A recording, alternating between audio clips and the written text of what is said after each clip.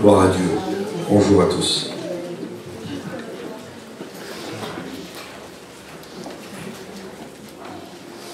J'espère que personne n'est venu en spectateur ce matin. J'espère qu'il n'y a pas de spectateurs parmi nous. J'espère qu'il n'y ait pas de personnes qui sont venues nous voir manger ce matin.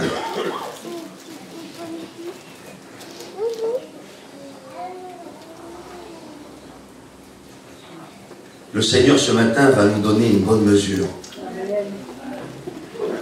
Une bonne mesure, serrée, secouée et qui déborde. La mesure qu'il donne, elle déborde partout.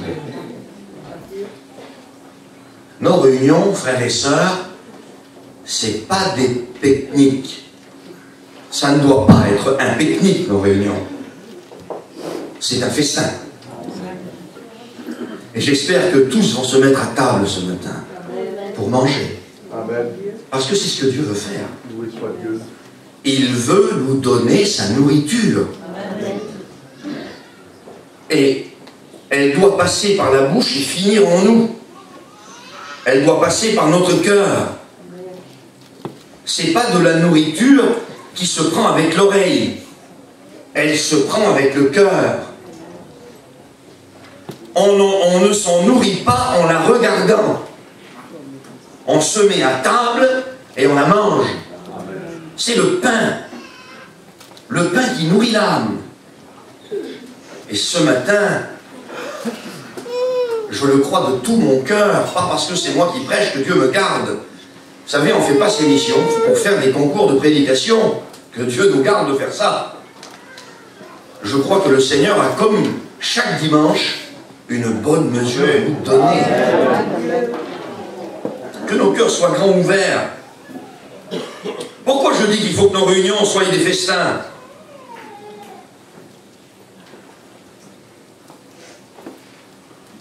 Parce que quand on va sortir d'ici,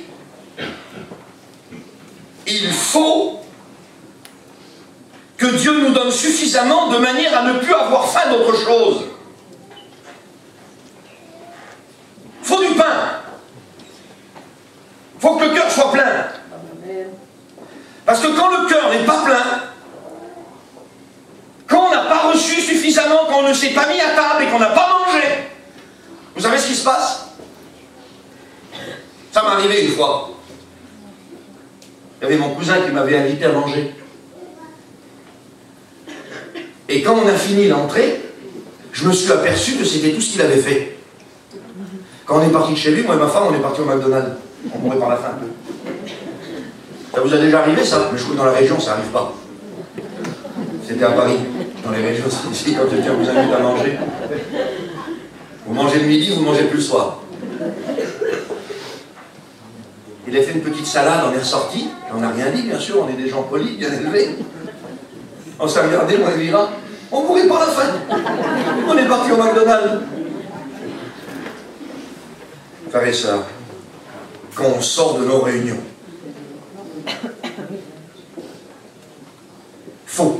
il faut en prendre suffisamment pour ne plus avoir faim d'autre chose dehors.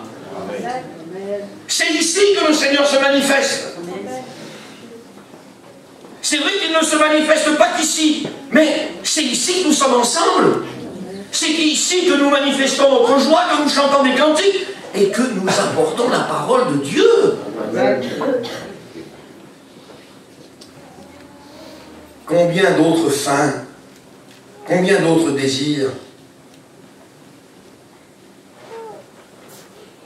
Il faut que notre homme spirituel, l'apôtre Paul l'appelle l'entendement, les deux lois de l'homme, la loi de l'entendement et la loi du péché qui est toujours là, la loi de la chair. Il faut que cet homme spirituel en nous soit suffisamment nourri. C'est lui qui doit prendre du poids. Comprenez? Est-ce que vous comprenez ce que je dis? C'est l'homme spirituel qui doit prendre du poids, pas l'autre. C'est lui qui doit se développer en nous. Mais si on nourrit l'homme charnel, beaucoup, et qu'on spirituel en nous. Vous savez avec quoi on se retrouve un jour? Avec un homme charnel. Je vais dire quelque chose, vous ne choquez pas ce matin. On se retrouve un jour avec un homme charnel obèse et un homme spirituel rachétique, anorexique. Parce que l'homme spirituel, il n'est pas nourri. Il n'y a que l'homme charnel qui est nourri. Frères et sœurs, celui qui doit être rachétique dans la vie d'un chrétien, c'est son homme charnel. Amen. Et son homme spirituel doit se porter bien. Amen. Parce que c'est celui-là, c'est celle-ci qu'elle nourrit. Que nos cœurs soient grands ouverts. Que nous puissions ce matin avoir conscience de Dieu. Quelle importance, mes frères et sœurs, d'avoir conscience de Dieu quand un homme et une femme prend conscience de Dieu dans sa vie.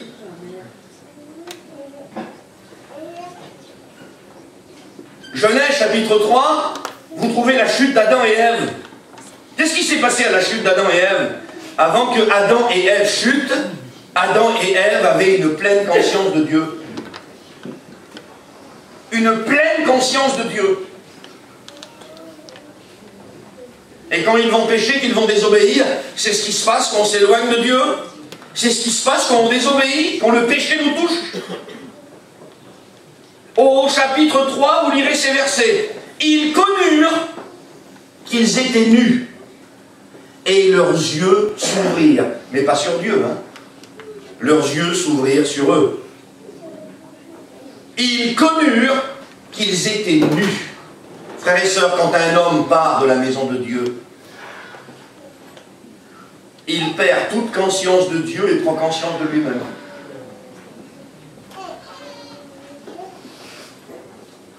Il perd toute conscience de Dieu et prend conscience de lui-même. Alors que quand un homme et une femme naissent de nouveau,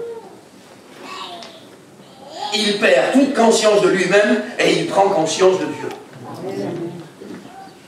Et nous avons besoin de perdre toute conscience de nous-mêmes. Nous avons besoin de prendre pleinement conscience de Dieu, de ce qu'il est, de ce qu'il veut, de sa vision, de ses sentiments. L'expérience que le frère nous a racontée, c'est merveilleux ce que tu dis. Que nos yeux s'ouvrent. Que nos yeux s'ouvrent. Que Dieu nous ouvre nos yeux sur sa façon dont lui conçoit l'Église. De la façon dont Dieu conçoit les païens. Bientôt l'Église ne pardonne plus ce que Dieu pardonne. Bientôt elle pardonne ce que Dieu ne pardonne pas. Frères et sœurs, nous ne devons pas aligner la parole de Dieu à nos conceptions, mais nous devons aligner notre conception, nos pensées, nos consciences, nos façons de concevoir l'Évangile à la parole de Dieu. Et pas l'inverse. Avant de donner mon avis, je veux savoir ce que Dieu dit. Et je veux que mon esprit soit aligné à la parole. Amen. Je veux commencer à perdre conscience de moi-même. Ayez en vous les sentiments qui étaient en Christ. Et quand le frère racontait cette expérience, je pensais à ce que l'apôtre Paul enseignait à l'une de ses églises. Arrêtez, l'apôtre Paul disait, de concevoir toujours vos propres intérêts. Commencez à considérer les intérêts des autres. Nous voulons ressembler à Jésus?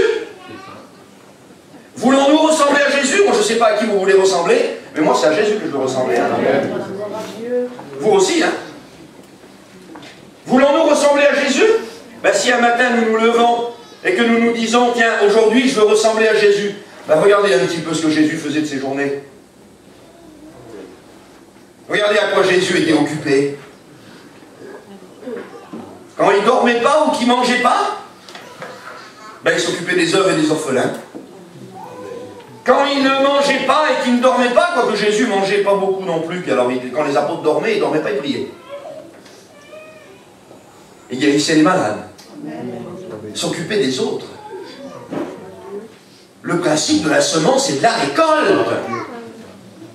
Je veux beaucoup, mais je donne peu. Le principe de la semence et de la récolte, vous l'avez écouté hier, cette fameuse multiplication des pains.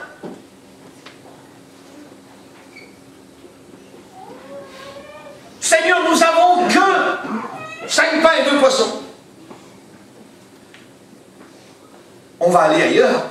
On l'a écouté encore ce matin. Mes frères et sœurs, on n'a pas à aller ailleurs. Il suffit de donner ce que nous avons pour voir ce que nous avons multiplié. Amen. 5 pains et 2 poissons. Seigneur, donne-moi à voir le besoin autour de moi. Il y a tellement de gens qui ont besoin, mes frères et sœurs. L'Église, Jonathan l'a dit ce matin, c'est pas une caserne. C'est pas l'armée, l'Église, même si on dit que l'Église c'est une armée quelque part. Mais c'est pas l'élite qui est ici, c'est pas le GIGN qui est là. Ce matin, Jonathan l'a dit, je veux le redire. C'est un hôpital. Il doit y avoir encore de la place chez nous pour les malades. Et savez-vous qui sont les ambulanciers de l'hôpital du Seigneur? C'est nous. C'est nous qui devons amener dans l'église les gens blessés. C'est nous qui devons aller les chercher. Il n'y a pas, de toute façon, il n'y a pas un moment dans notre vie où un chrétien ne ressemble pas autant à Jésus que quand il s'occupe des autres. Le moment où un chrétien ressemble plus à Jésus dans sa vie, c'est quand il commence à prendre conscience du besoin des autres. Le plus grand danger de l'Église d'aujourd'hui, frères et sœurs, c'est l'égocentrisme. Moi. Ma vie.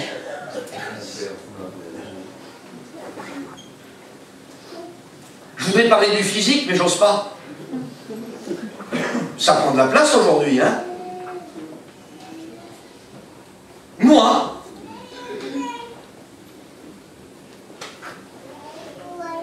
Mes habits. Pas rien les habits aujourd'hui. C'est pas rien. Nos habits, nos affaires,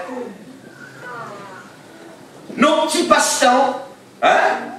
Ah, je disais à Jonathan hier, Jonathan, passe-temps ou passion?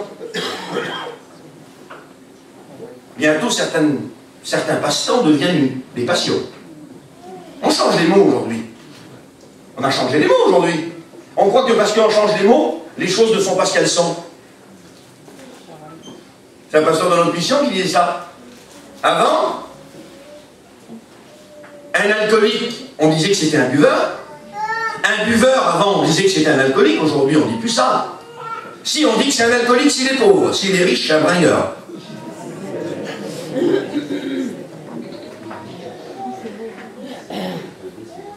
Pardonnez-moi, avec tout le respect que je vous dois, on a changé les mots. Bientôt, un homme qui n'est pas fidèle à sa femme. Avant, c'était un vilain, un adultère. Aujourd'hui, c'est un homme de vie. On a changé les mots. On a atténué. Ça passe mieux, vous comprenez? C'est moins grave. C'est moins grave. Tout tourne autour de nous. Nos vêtements, nos cheveux, votre maquillage, mes sœurs, mon auto, mon petit camping, ma maison, et les autres alors. Est-ce que dans notre emploi du temps, il y a un petit bout pour les autres? Frères et sœurs, il doit y avoir dans notre emploi du temps un petit bout pour les autres. Parce que c'est à ça que Dieu nous appelle. Amen. Mon frère, tu me demandes à moi de donner aux autres, mais j'ai déjà pas assez de pain pour moi. Mais tu vis pas la multiplication, mon frère. T'es pauvre, mon pain. Parce que tu ne le donnes pas. Vous savez, du pain que vous ne donnez pas, il rassit. Donne-le. Quand les apôtres ont commencé à donner les 5 pains et les 2 poissons, ça se multipliait devant eux. Vous savez pourquoi ils vivaient le miracle? Parce qu'ils faisaient ce que Jésus faisait de ses journées. Ils ont commencé à faire ce que Jésus faisait tout le temps. Le pourquoi il était venu. Il donnait. Il donnait. Et quand il donnait, ça se multipliait. Et à la fin, ils sont repartis avec 12 corbeilles pleines. Une corbeille chacun. Au départ, il n'y avait rien.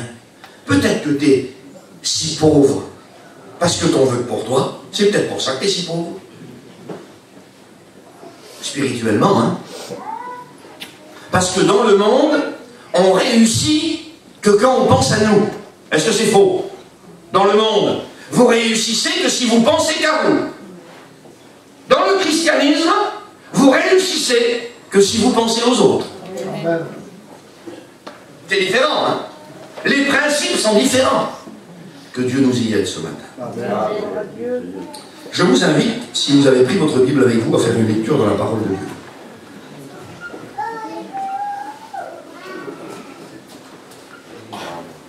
Un film, ça dure 2 heures. Hein? On peut bien écouter une demi-heure la parole de Dieu. Je vous invite à faire une lecture avec moi dans Apocalypse, chapitre 22, pour ceux qui ont leur Bible avec eux. Et je vous invite, je vous exhorte, frères et sœurs, à prendre votre Bible à la réunion. On n'a pas besoin d'être pasteur pour prendre sa Bible. Prenez vos Bibles à la réunion. Je vous encourage à le faire. N'ayez pas honte de vos Bibles. Je vais vous parler quelques minutes ce matin de la justice.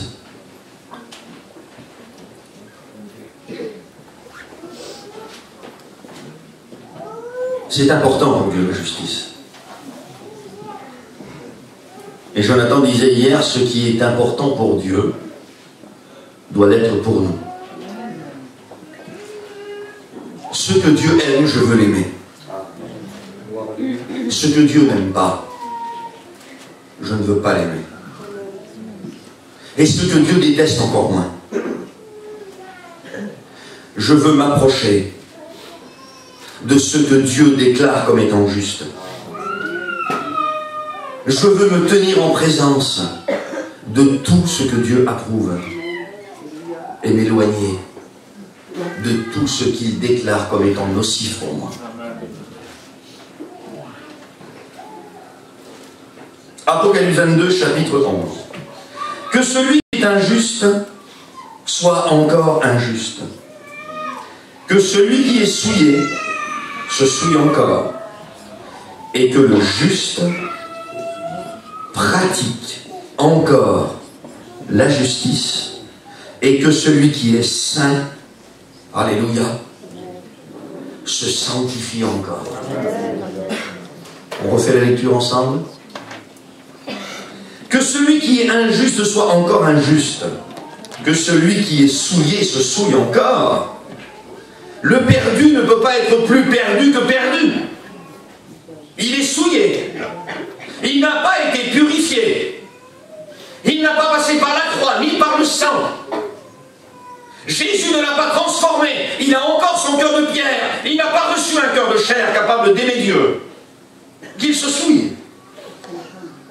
Que l'injuste, celui qui n'a pas été justifié par le Christ, soit encore injuste. Si des fois certaines personnes pourraient faire l'immense erreur de croire que sans passer par Jésus, il y aurait un semblant de justice. Il n'y a pas de semblant de justice sans passer par Jésus. La Bible dit que la justice des hommes est comme un vêtement souillé devant Dieu. Que celui qui est injuste soit encore injuste, que celui qui est souillé, qui n'a pas été lavé, purifié, se souille encore. C'est pas parce qu'il fera quelques actes, quelques pratiques de justice ou de propreté que cela le rendra propre. Frères et sœurs, ce qui nous a rendus propres, c'est le sang de Jésus. Et ce qui peut te laver, la seule chose qui peut te laver, te purifier, c'est pas une petite action de droiture ou de propreté. La seule chose qui peut te rendre propre, pur, c'est le sang de Jésus. Car le sang de Jésus purifie de tout péché. Que celui qui est souillé se souille encore. Mais que le juste pratique encore la justice. Vous avez ici deux justices. Je vais passer vite sur ce verset. J'ai pris ce verset pour qu'on soit déjà au clair d'entrer sur le domaine doctrinal de la justice. Car dans la Bible, vous trouvez deux justices. Vous l'avez compris ce matin, je vais vous dire quelques mots sur la pratique de la justice. Mais on ne peut pas parler de la pratique de la justice sans la réalité où elle prend naissance.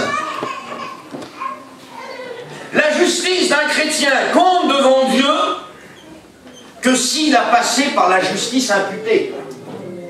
Vous comprenez? Il y a deux justices dans la Bible. La Bible dit qu'Abraham crut en Dieu et cela lui fut imputé à justice. Jésus s'est fait justice pour nous, dit l'apôtre. Et il nous a greffé sa justice.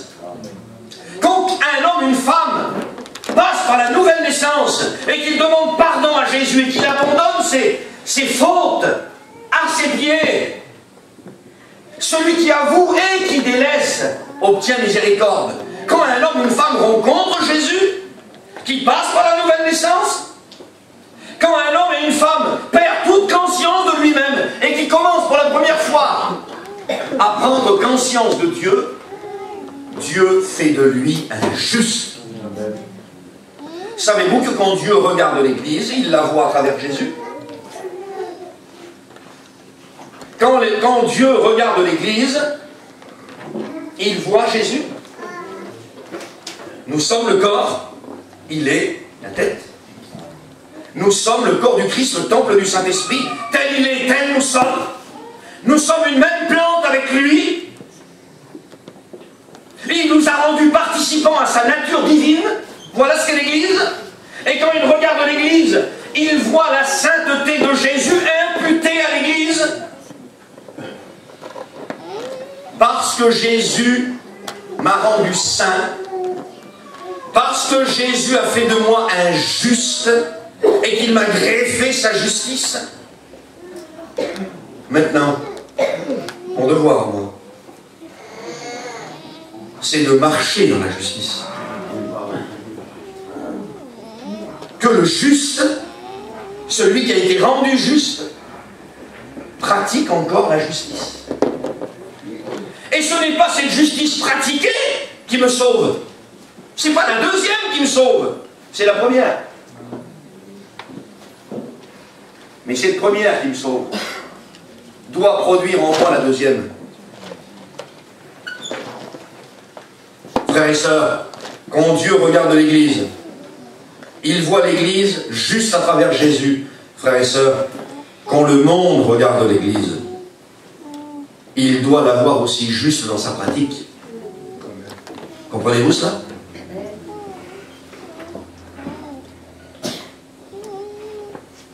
Dans le monde, la justice a disparu. Elle n'existe plus.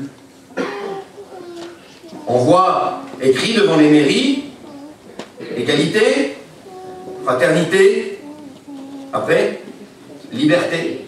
On sait très bien que ce sont des panneaux publicitaires, ça n'existe plus. La justice, la droiture n'existe plus dans le monde. C'est-à-dire que quand Dieu regarde sur la terre, c'est écrit dans l'Ancien Testament, la vérité a disparu. Elle trébuche sur les places publiques, la justice. Elle n'y est plus. Les places publiques, c'était les anciens tribunaux. Avant, à l'époque, avant que les tribunaux existent, on réglait les conflits sur la place publique. C'est-à-dire qu'à l'endroit où la justice devait être, elle n'y était plus.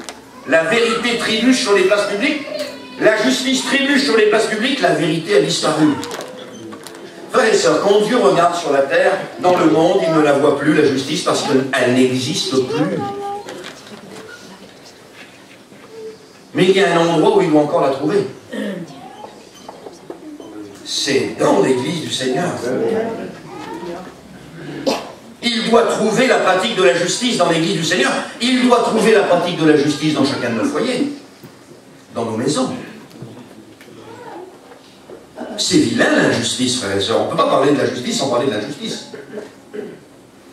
C'est vilain l'injustice. Quelques-uns d'entre nous ont déjà souffert d'injustice. Il n'y a pas une chose qui fait souffrir comme ça. Quand on vous accuse de quelque chose dont vous n'êtes pas coupable, quand on vous fait porter quelque chose que vous ne devez pas porter, ou quand on vous fait souffrir outre mesure, c'est-à-dire que vous avez fait quelque chose de mal, mais la punition est déproportionnée. Au lieu de recevoir un petit coup de règle, comme à l'école, sur les doigts, on vous donne un grand coup de marteau sur la tête. Et vous vous dites, mais j'ai pas fait une chose assez grave pour mériter ça, moi. L'autre, il a fait moins que moi, là-bas. Pourquoi ils n'ont rien dit à lui? Ah oui, mais vous avez vu dans le monde? Dans le monde, un pauvre qui connaît personne, il vole 1 kilo de cerises. Il fait 1 an ferme, 1 an sursis. Mais un riche, qui connaît bien le juge, il prend 2 millions d'euros à une banque. Hein? Ça s'est passé il n'y a pas longtemps. Des millions et des millions d'euros ont été volés à une banque. Il est sur son yacht en train de se faire bronzer, lui. Parce qu'il est riche et il connaît des gens. Ça, c'est dans le monde. Mais ça ne doit pas exister dans l'église du Seigneur. Dans l'église du Seigneur, frères et sœurs, il n'y a pas de cousin germain. Comprenez? Est-ce que vous comprenez ce que je veux dire? Je sais que je ne vais pas ce matin vous tirer des amens. Les amens, je les ai eus vendredi. J'aurai pas d'amen ce matin, mais c'est pas ce que je cherche. Il n'y a pas de cousin dans l'église du Seigneur. Il n'y a pas de cousine Jarline. Il n'y a pas de neveu. Il n'y a que des frères et sœurs. Parce que quand le Seigneur regarde dans le monde, la justice, elle n'y est pas. Mais au milieu du peuple de Dieu, dans l'église, dans un foyer chrétien, dans une famille chrétienne, il doit y avoir de la justice. On ne doit pas être des hommes qui parlent simplement, ou des femmes qui parlent de justice. Vous paraissez juste aux yeux des hommes, Jésus disait sur les pharisiens. En voulant dire, vous parlez comme des justes. Ah, il y a des personnes, mes frères et sœurs, on leur donnerait le bon Dieu sans confession. Vous les écoutez parler, ils sont droits comme la justice. Ouais, mais ils parlent comme des justes, mais ils ne marchent pas comme des justes. Je suis juste, moi. Ah, t'es juste. Ainsi tu le dis, alors. Moi, je veux bien croire. Mais il faut que tes actes le démontrent. Parce qu'on t'a vu à l'œuvre, l'autre fois, dans un conflit dans ta famille. Je trouve pas que tu es aussi juste que ça, moi. Tu as favorisé celui qui avait tort parce que c'était ta famille. Ou parce que tu avais quelque chose à gagner. Vous savez, frères et sœurs, qu'un chrétien, ça ne s'achète pas. On ne l'achète pas avec une grillade, un chrétien. On ne l'achète pas parce qu'on est de sa famille. Un chrétien, quand Dieu dit que c'est mal, vous lui mettez le couteau en dessous la gorge, vous ne lui ferez pas dire que c'est bien. Et même si vous êtes de la famille. Mais je suis ton cousin. Mais moi je suis un chrétien. Comprenez? T'es mon cousin, je t'aime. Mais je suis un chrétien, moi. Et je ne peux pas te donner raison parce que t'es mon cousin, mon beau-frère ou mon neveu. La Bible dit que t'as tort. Alors je t'aime de tout mon cœur, je te prends, je t'embrasse sur la bouche, à la russe. Mais t'as tort. T'as pas raison parce que la Bible dit que t'as tort. C'est noir ce que tu fais. C'est noir. C'est ça la justice. Psaume 33, chapitre 33, verset 5. L'Éternel aime la justice et la droiture. Il l'aime. On doit l'aimer, nous. La justice et la droiture. On doit l'aimer. Éphésiens chapitre...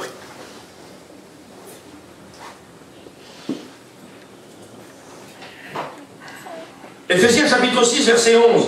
Écoutez bien ceci.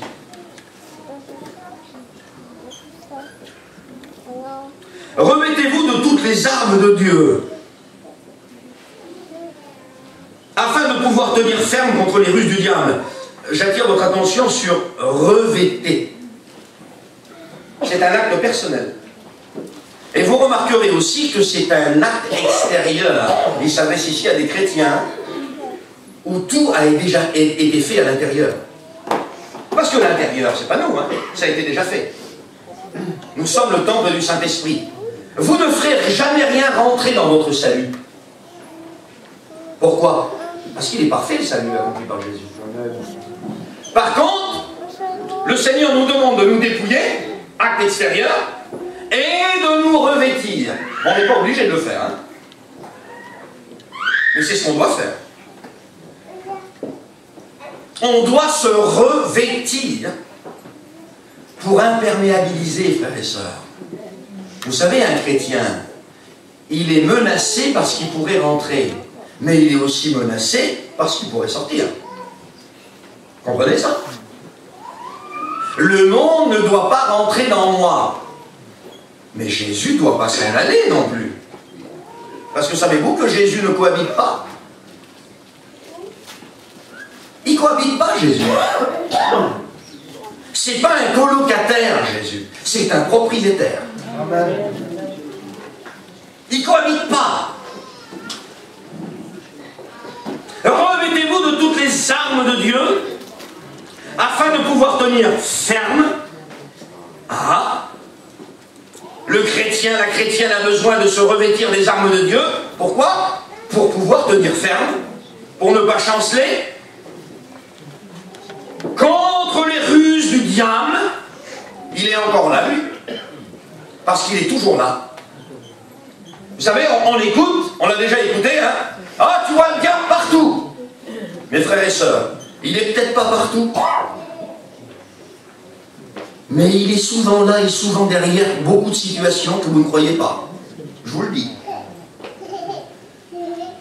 Vous n'avez pas à lutter contre la chair et le sang. Ne nous trompons pas de combat, frères et sœurs. Nos ennemis, ce n'est pas ceux qui sont assis à notre droite, ni à notre gauche, ni devant, ni derrière. Vous n'avez pas à combattre contre la chair et le sang, mais contre les dominations, les autorités, les princes de ce monde. Satan et ses démons qui sont toujours là, à essayer de nous tirer en arrière, nous tirer vers le bas, pour nous empêcher de voir, de comprendre la volonté de Dieu et de la faire. La meilleure arme contre le diable, frères et sœurs, c'est il est écrit. Si des fois certaines personnes pourraient penser qu'il serait possible de combattre le diable avec autre chose, Jésus s'est servi de la parole pour combattre le diable. Je reviens vite fait à mon verset. Jésus a dit au diable, il est écrit. Alors non seulement il ne faut pas juste dire il est écrit, mais il faut aussi savoir ce qui est écrit. Et ça, c'est la nécessité de la proximité d'un chrétien avec la parole de Dieu. Frères et sœurs, je fais juste cette petite parenthèse. Il nous faut de la proximité avec la parole de Dieu. Les chrétiens aujourd'hui, dans le monde, on ne va pas parler des chrétiens du monde, on va parler des chrétiens de chez nous, de la mission Vie et Lumière. Il semblerait que la parole de Dieu est réservée qu'aux pasteurs. Il y a des Bibles poussiéreuses, frères et sœurs, qui ont besoin de sortir du placard. Ça ne changera pas. Excusez-moi cette parenthèse un peu large. Ça ne changera pas, mon frère, ma sœur, si tu n'as pas la force d'éteindre la télévision et d'ouvrir ta Bible. Sors ta Bible. On a besoin de revenir aux Écritures. Il ne faut pas simplement dire « il est écrit », mais il faut savoir ce qui est écrit. Imaginez-vous qu'on dirait sur le diable « il est écrit » et que le diable nous répondrait « quoi ?» Quelle farce. Eh ben, c'est écrit. Mais c'est écrit quoi? Il faut savoir ce qui est écrit. Il nous faut revenir aux Écritures. Car c'est la seule épée qui terrasse le diable. C'est le seul marteau qui est capable de briser le roc. Remettez-vous de toutes les armes de Dieu, afin de pouvoir tenir ferme contre les ruses du diable. Car nous n'avons pas à lutter contre la la chair et le sang, mais contre les dominations, les autorités, les principes de ce monde, de ténèbres, contre les esprits méchants dans les lieux célestes. Les esprits, les mauvais esprits, le diable, ce sont des esprits méchants.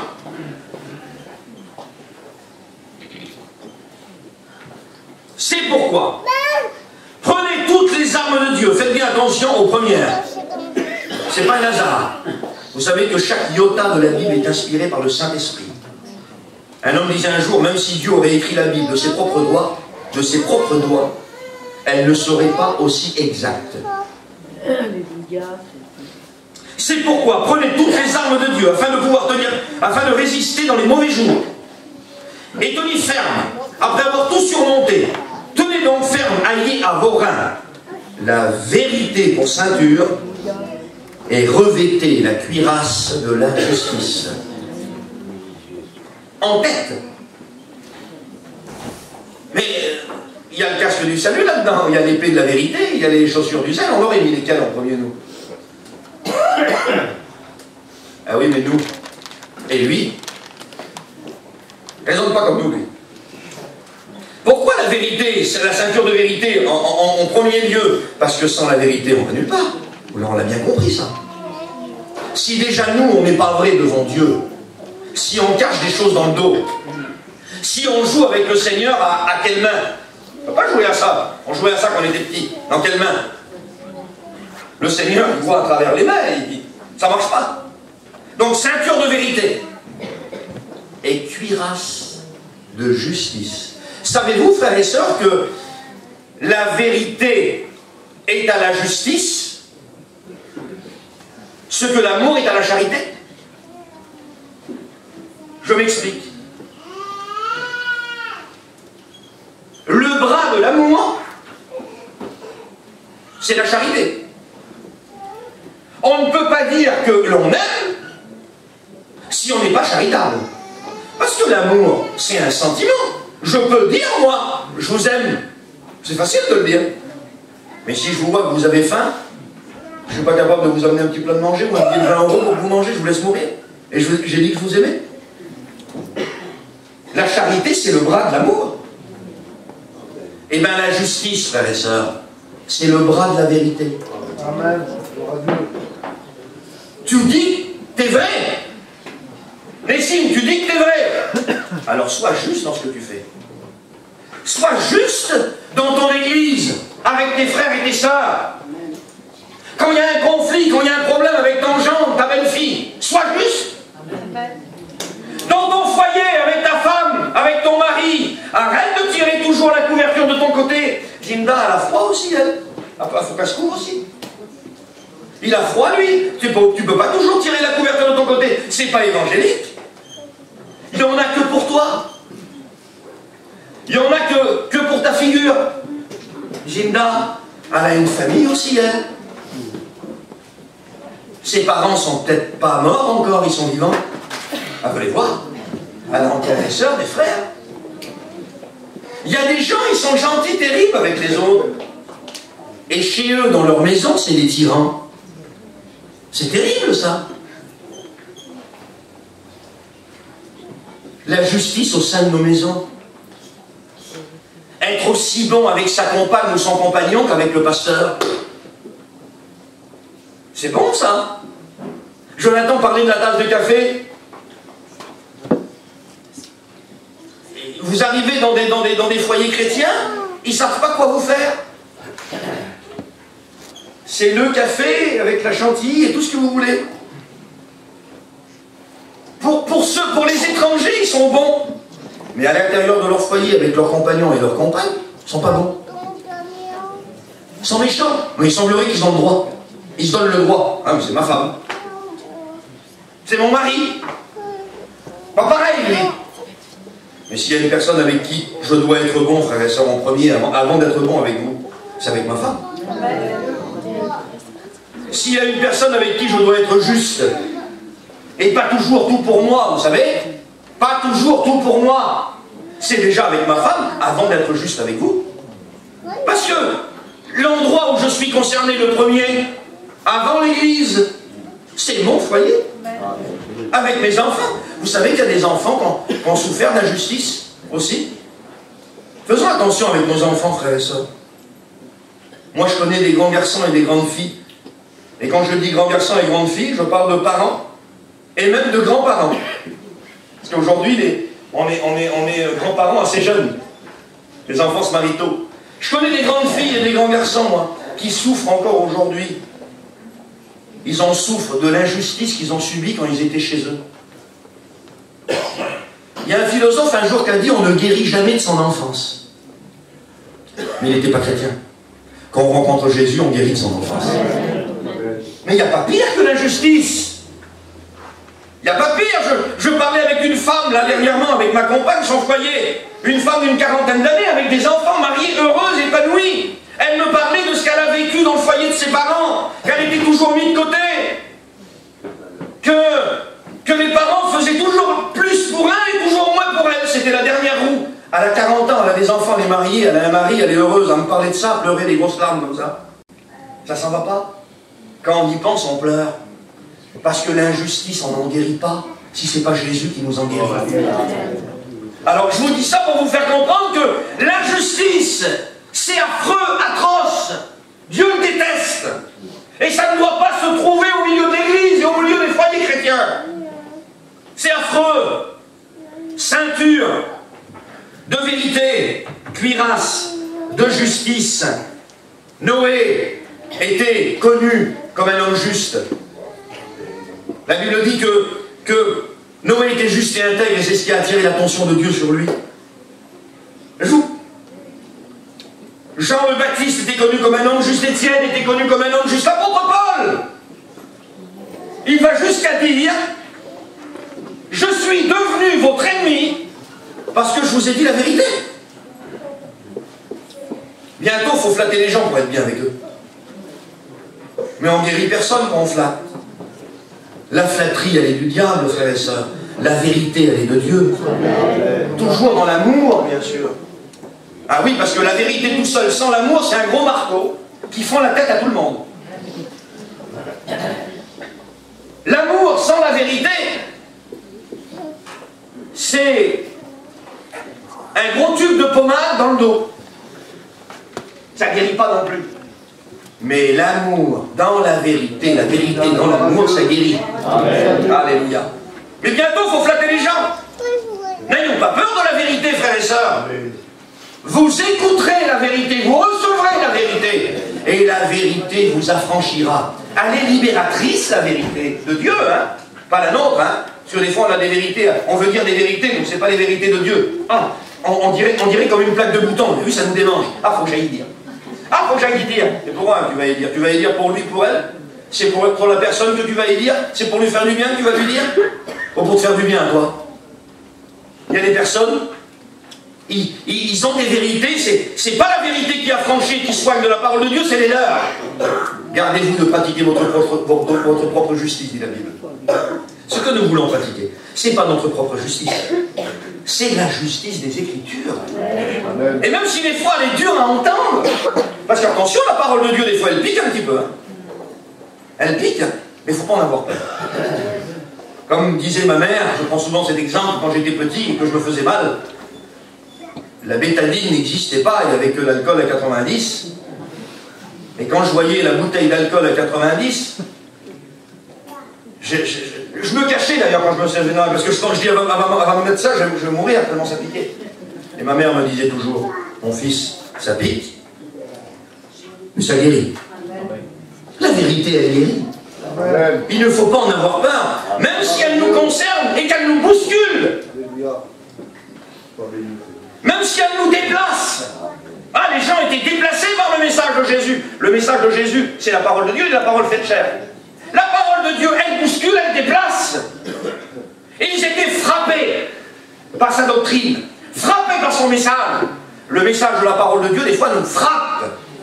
Et comme le dit souvent Jonathan, cette parole nous frappe. Elle nous étourdit, des fois, elle nous met KO. Mais on ne ressort jamais indemne de la parole de Dieu. Si on l'accepte, elle nous fera que du bien. Elle va des fois nous mettre KO, on va tomber par terre. Ah, on va être touché dans notre orgueil. On va être touché dans notre fierté. On va se relever. plus fort que jamais. Parce qu'elle a toujours pour but de nous faire du bien. Donnez-moi encore quelques minutes. Ne jugez pas selon l'apparence. Jean 4, 27. Évangile de Jean, chapitre 7 et verset 24. Ne jugez pas selon l'apparence, mais jugez selon la justice. Beaucoup trop de gens aujourd'hui jugent à l'apparence.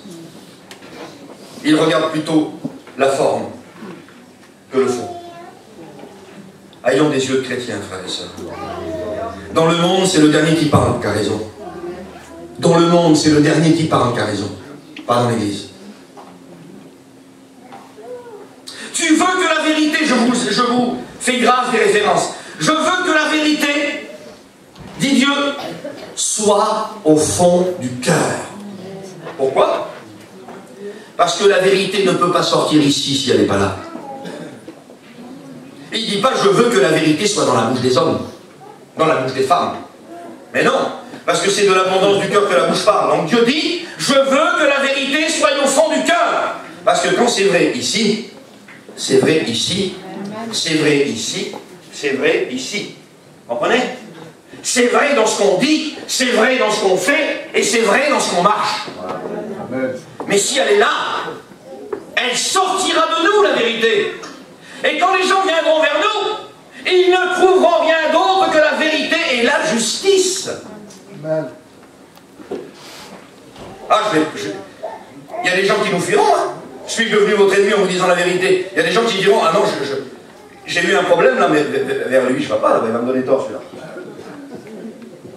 Il y a des gens qui vous fuiront, hein, parce que vous déciderez, c'est un choix, hein. Je vous prêche un choix ce matin, c'est pas un don, hein. Il y a des gens qui vous fuiront parce qu'ils savent que vous êtes quelqu'un qui défend la justice. Frères et sœurs, l'Église du Seigneur doit être un rempart contre toute injustice. Elle n'existe pas dans le monde. Mais quand Dieu regarde dans son Église, il doit trouver la justice. Quand le monde regarde dans l'Église du Seigneur, il doit trouver la justice. Les gens du monde doivent dire sur les chrétiens, ces gens-là ne sont pas comme nous. T'as vu? Il n'a pas défendu son fils, il a donné tort parce que c'était sa belle-fille qui avait raison. Mais on ne voit pas ça. On ne le voit pas ça. Si, dans l'Église on voit ça. Amen. Parce que dans l'Église, il n'y a pas de belle-fille, il n'y a pas de Jean, il n'y a pas de cousin Germain, il n'y a pas de tante, il n'y a pas de beau-frère, il n'y a pas de frère. Ah si, il n'y a que des frères. Et c'est ce que le Seigneur veut voir au milieu de nous.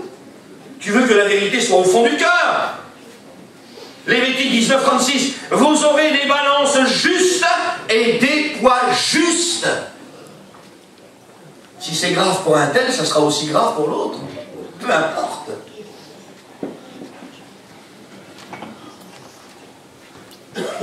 Proverbe chapitre 11 et verset 1. La balance fausse est en horreur à l'Éternel. Ah, en horreur à l'Éternel. Je vous disais tout à l'heure que ce que Dieu aime, nous devons l'aimer. Mais ce qu'il n'aime pas, qu'il déteste, qu'il a en horreur, on doit le détester, frères et sœurs. La balance fausse est en horreur à l'Éternel. Mais le poids juste lui est agréable.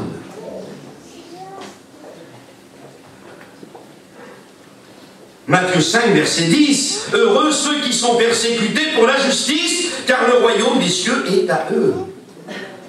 Il faut s'attendre à être un petit peu persécuté pour défendre la justice. Hein. Je vous disais tout à l'heure qu'un chrétien, ça ne s'achète pas. Des fois, on perd des plumes en défendant la justice. Hein.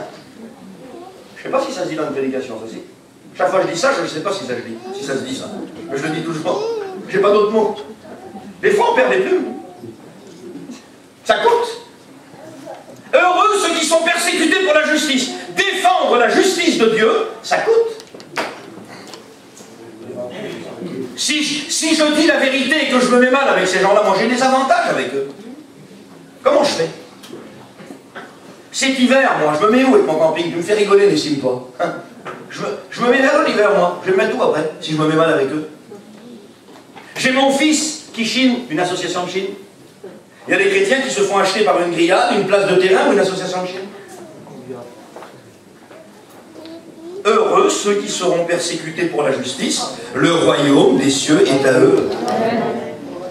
Vous avez vu Jean-Baptiste, jusqu'à où il a été pour défendre la justice? On ne va pas jusque-là, nous, on n'ira jamais jusque-là, il a été jusqu'à la mort. Parce que le roi Hérode, il s'est certainement dit, comme beaucoup se disent, ah, il a pris une femme qu'il ne devait pas prendre. Hérode s'est certainement dit, ah, c'est vrai, c'est le grand prophète d'Israël, mais je suis quand même le roi. Il va faire une petite dérogation pour moi.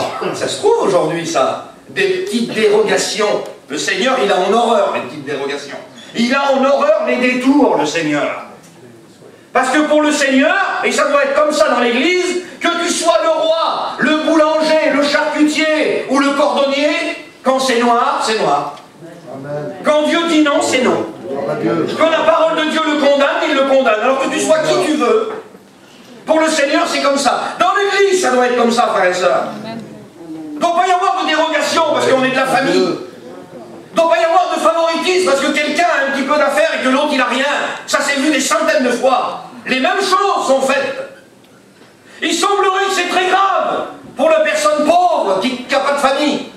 Et l'autre a un petit peu d'affaires, il a fait pareil, c'est moins grave pour lui. C'est rien, lui, c'est pas grave, lui. Et l'autre, là-bas, tout le monde veut le tuer. Pardonne-nous, Seigneur. Pardonne-nous, Seigneur. Dieu a en horreur la balance fausse. Heureux ceux qui sont persécutés pour la justice. Ah, frères et sœurs, nous, les serviteurs de Dieu, et je le dis aussi pour mes frères serviteurs de Dieu qui sont là, il y a longtemps qu'on a renoncé à notre popularité pour défendre la justice. Quelqu'un qui veut que tout le monde l'aime, il ne peut pas défendre la justice. Parce que ce qui est le plus important pour lui, c'est d'être bien avec tout le monde. Est-ce que vous comprenez ce que je dis? Malheur à vous, quand les gens ne diront que du bien de vous, c'est écrit.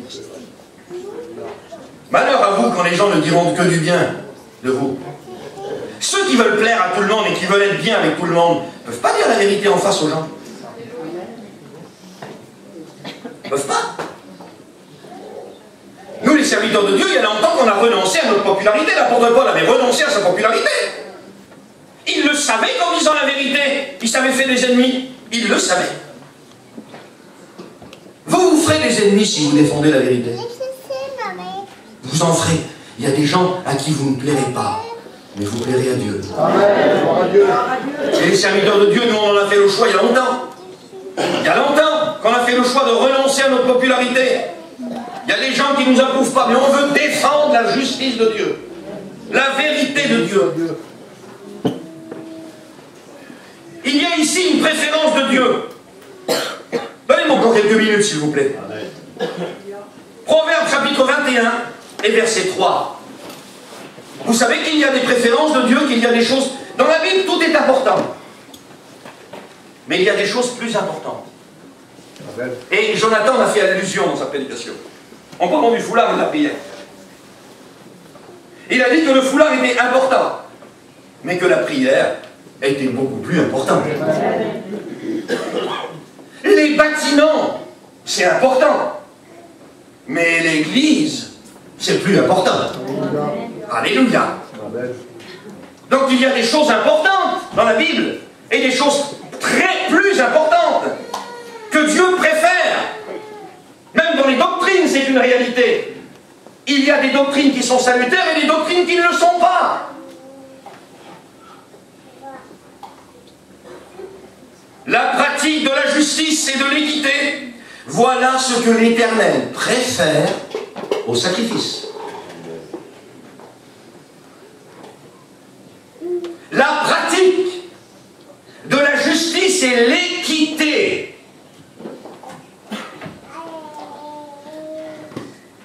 L'équité qui ne favorise personne, c'est un synonyme de la justice.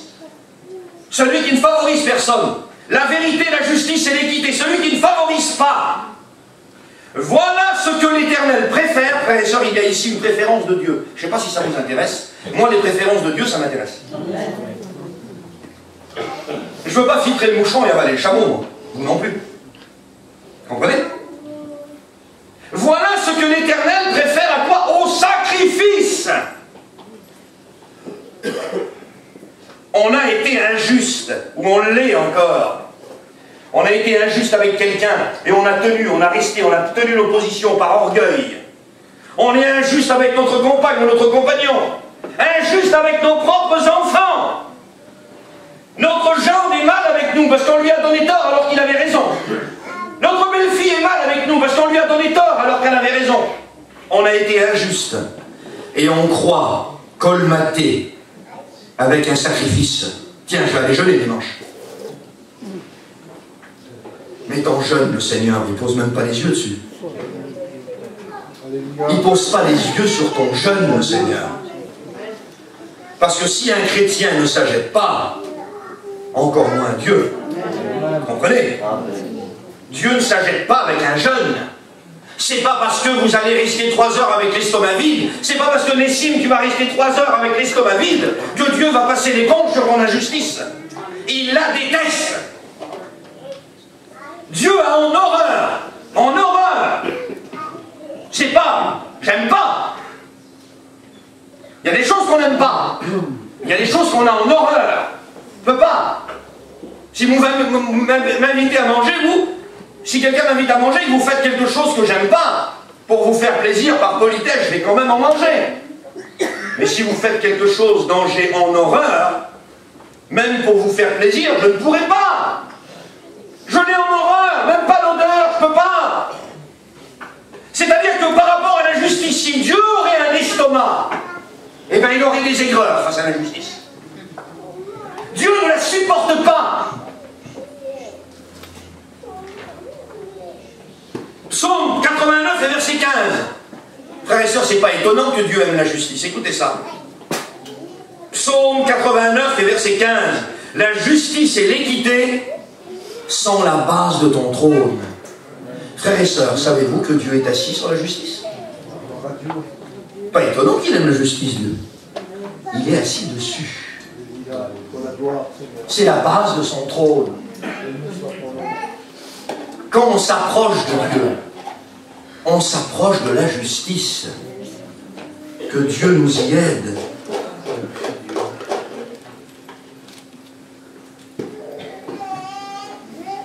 Je passe vite. Malachie chapitre 3 et verset 18. Vous verrez la différence entre le juste et le méchant. Ou entre celui qui sert Dieu et celui qui ne le sert pas. La justice ici est liée au service. Je ne voudrais pas dire de bêtises ce matin. Je veux faire attention à ce que je dis. En plus, je suis filmé.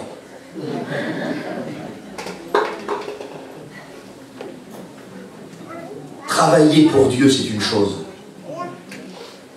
Que Dieu travaille avec nous, c'en est une autre. Vous verrez la différence entre celui qui sert Dieu et celui qui ne le sert pas. Entre le juste et le méchant. Tiens, la justice liée à la méchanceté. Vous voyez, si par exemple, ça aurait été nous qui aurions écrit ça, si c'est pas Malachie inspiré par le Saint-Esprit qui l'aurait écrit, nous on aurait écrit, vous verrez la différence entre le juste et l'injuste. Parce que le contraire de la justice, c'est l'injustice. Pourquoi il dit la méchanceté? Parce que toutes les fois où on est injuste, on est méchant. On fait pleurer les gens. On ne fait pas l'œuvre de Dieu, frères et sœurs. Je ne sais pas quelle œuvre on fait qu'on est injuste, mais ce n'est pas celle de Dieu. Vous verrez la différence. C'est pas écrit, vous entendrez. Quand je vous disais tout à l'heure qu'il y a des personnes qui parlent comme des justes, le Seigneur ne nous demande pas de parler comme des justes. Vous verrez. Vous verrez. Il ne demande pas à son Église de parler comme des justes. Il demande à son Église de marcher comme des justes. Marcher dans la justice de Dieu. Dans nos foyers, avec nos enfants, avec nos compagnons, nos compagnes. Au sein de notre Église.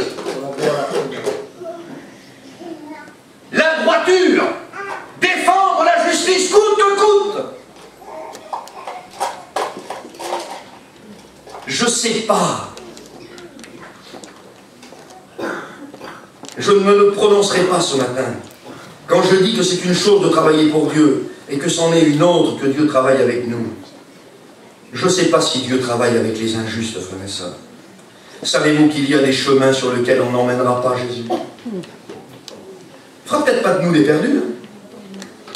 Christ en moi, l'espérance de la gloire. Connaissez-vous la différence avec Christ en nous et Christ avec nous? Je vous le dis vite fait. Christ en moi, l'espérance de la gloire. Christ en moi, c'est le salut. Christ avec moi, c'est l'approbation de Dieu. Ah, il y a des chemins sur lesquels on va aller, il s'en ira pas de nous, hein. Le salut, c'est pas des chemins de péché. C'est pas des chemins de choses très graves. Il nous quittera pas. On perdra pas le salut. Mais on ne l'engagera pas là-dessus, il ne marchera pas dans la vie. Il y a des chemins dans lesquels on s'engage, frères et sœurs, on s'engage tout seul. On n'amènera pas Dieu sur ces chemins-là. Alors on veut se poser la question, Seigneur, avant de prendre un chemin, là, avant de me prononcer dans une affaire, avant de défendre quelqu'un, avant de parler, je veux savoir si tu vas là, toi, moi. Mais moi, si tu vas pas, je n'irai pas non plus. Viens, on y va. Ah non, tu iras tout seul, mon ami. Comment, tu viens pas avec moi? Non, non, non, le Seigneur, il va pas par là, lui. Moi, je te conseille de ne pas y aller non plus. Tu m'amèneras pas. Tu m'amèneras pas. Parce que ça, c'est pas un chemin du Seigneur, ça. Ça, c'est le chemin de tout ce que tu veux, le chemin de l'intérêt, le chemin de la famille, le chemin des amis, le chemin de tout ce que tu veux. Mais c'est pas le chemin du Seigneur. J'y vais pas. Dieu vous défendra. Dieu sera avec vous. Parce que vous défendez ce qui est cher à ses yeux. Vous défendez la base de son trône. Certains hommes ne vous suivront pas. Mais Dieu vous suivra. Amen. Je termine.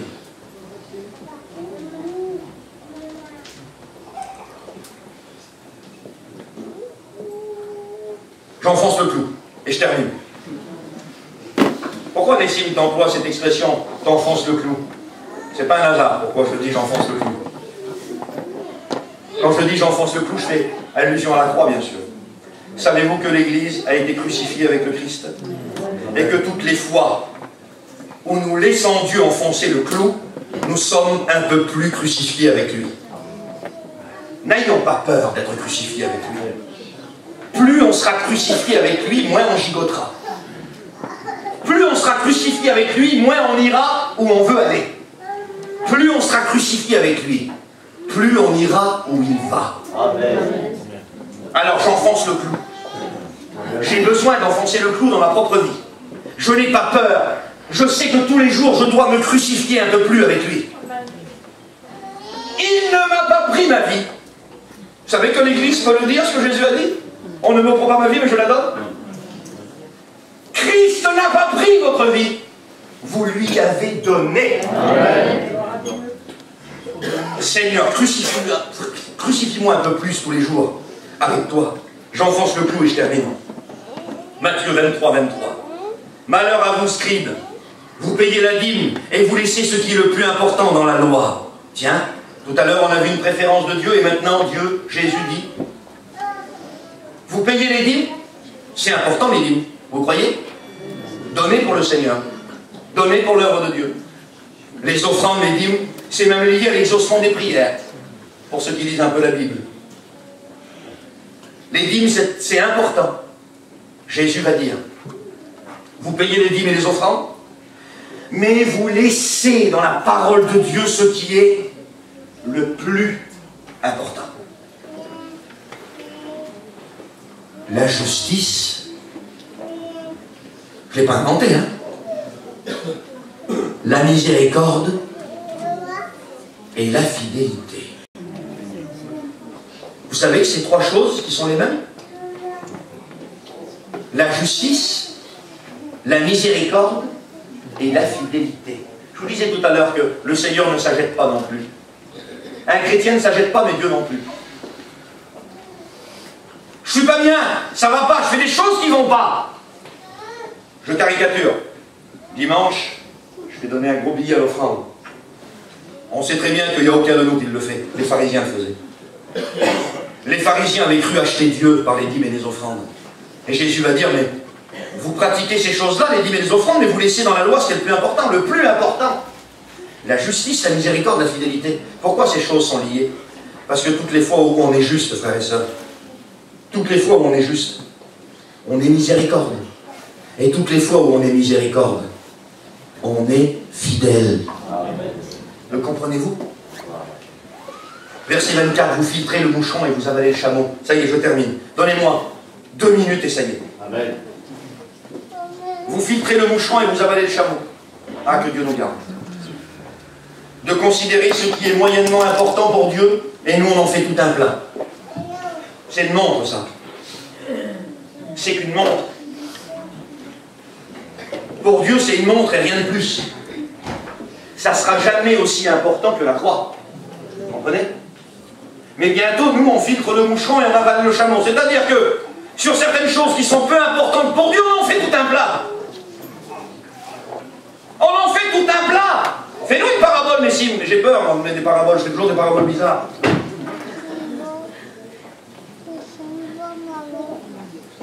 Allez, tiens, je repars de la même chose, Jonathan m'a fait allusion. T'as vu? Dimanche?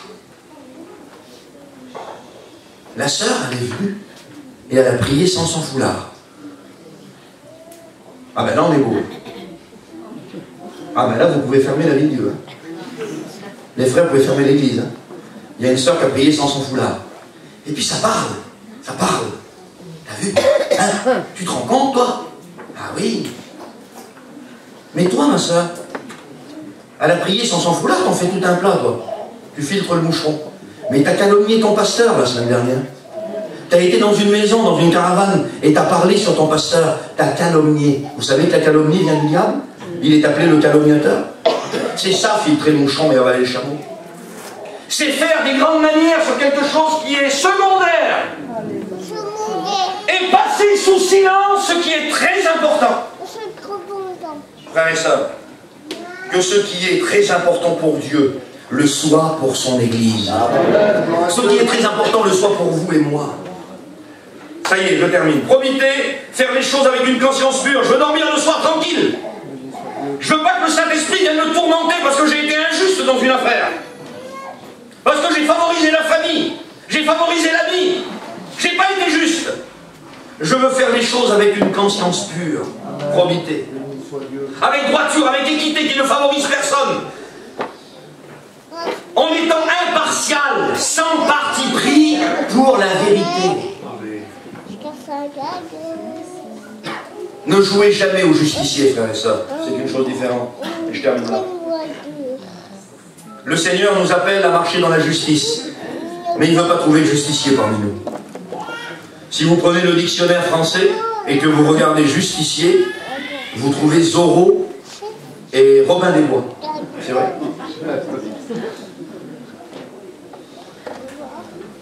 Des hommes qui avancent masqués. Le Seigneur ne veut pas des justiciers. Le mot justicier veut dire redresseur de tort, vengeur. Vengeur. C'est pas vrai, t'as fait ça. Tu dis rien, toi. Ah, t'as dit ça, t'as rien dit. Attends que je la voie. Lui en donner, moi, j'attends le virage. On n'est pas des vengeurs, hein. Dieu sait et connaît ceux qui ont subi les injustices. Nous devrions avoir peur de faire souffrir les enfants de Dieu, frères et sœurs. Faisons très attention. Faisons très attention. Vous avez le droit de vous en prendre à vous. Mais ne vous en prenez jamais à moi. Hein. Est-ce que vous comprenez? Si demain je tombe dans le péché, moi, je m'en prends à moi-même, je me perds. Mais que Dieu me garde de m'en prendre à vous. Parce qu'en touchant à vous, je touche à une propriété de Dieu. Et que quand je vous fais pleurer, c'est Dieu que je fais pleurer. Qu'il n'y ait pas de justicier parmi nous. Redresseur de tort, vengeur, personne qui rend la justice sans y être autorisé. Dieu ne nous donne pas l'autorité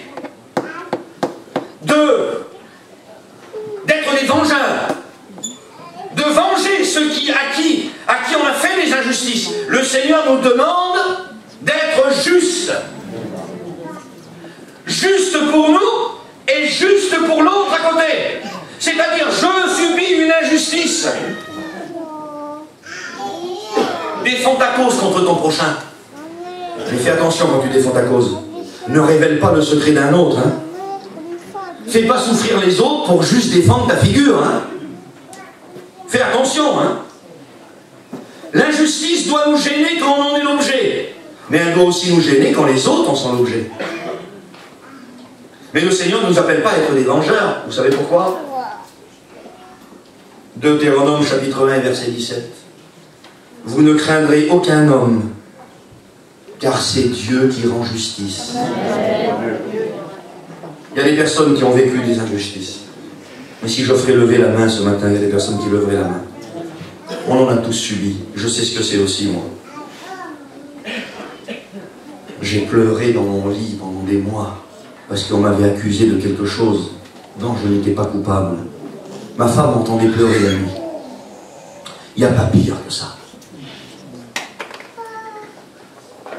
Quand notre cause est remise entre les mains de Dieu, quand nous avons déposé notre cause au ciel, le ciel prend notre cause en charge.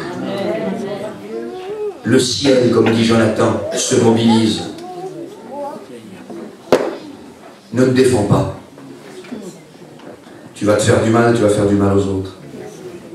Laisse le Seigneur te défendre. Il sait ce qu'il fait. On prie maintenant.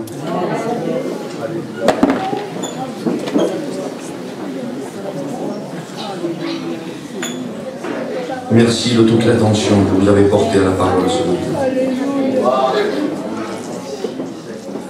Il faudrait que Jonathan nous introduise dans la prière. Par le moyen de ta parole ce matin, notre Dieu, nous voyons, tu es en train de restaurer, de guérir. Des blessures anciennes. Et ce matin, tu as insufflé une semence de guérison en nous. Qui n'a pas vécu des situations où nous avons vécu l'injustice, subi l'injustice, ou même parfois nous l'avons pratiqué l'injustice. Mais ce matin, tu nous appelles à toi, avec une parole qui guérit, parce que tu aimes ton peuple ce matin. Je veux que la justice, la base de mon trône, qu'elle vive en moi, que je sois le symbole de ta justice, que ta justice s'imprègne dans ma vie, au nom de Jésus. Merci pour ta parole, qu'elle pénètre, que le pain de vie soit pour nous une bénédiction ce matin. À toi la gloire, à toi la gloire, à toi la gloire dans le nom de Jésus. Amen, amen.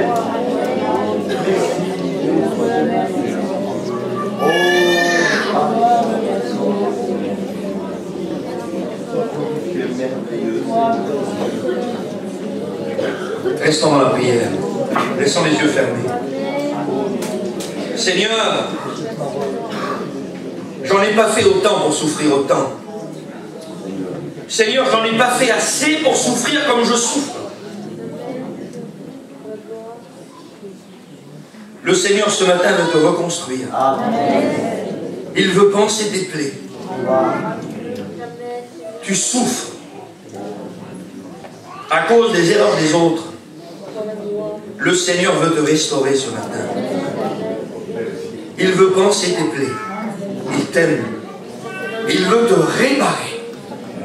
Jésus veut te réparer ce matin. Je voudrais que s'il y a des personnes ce matin qui ont besoin d'être réparées, qui ont souffert autre mesure, on fait tous des erreurs, mais des fois nos souffrances sont déproportionnées par rapport à nos erreurs, déproportionnées. Le Seigneur veut te réparer ce matin. S'il y a des personnes qui ont besoin d'être réparées ce matin, je vous invite à venir, à vous lever et à venir devant, on va prier pour vous. Venez, vous qui avez besoin d'être réparés ce matin. Vous qui vivez une souffrance injuste. Vous qui vivez encore des douleurs d'anciennes plaies, d'anciennes blessures. Il y a des blessures qui sont anciennes. Ils sont cicatrisés, on les voit presque plus, mais on a toujours mal. Ils sont toujours là, omniprésentes. Il y a longtemps, il y a des gens qui vont vous dire, il y a longtemps, mon frère, il y a longtemps, ma soeur, parle plus de ça. Mais j'en souffre encore. Ça me fait encore mal quand j'y pense. Le Seigneur veut te restaurer ce matin. Et il veut que tu tournes la page. Et il veut effacer le tableau. Il veut que tu vives autre chose maintenant. Il y a assez longtemps que tu souffres. Il y a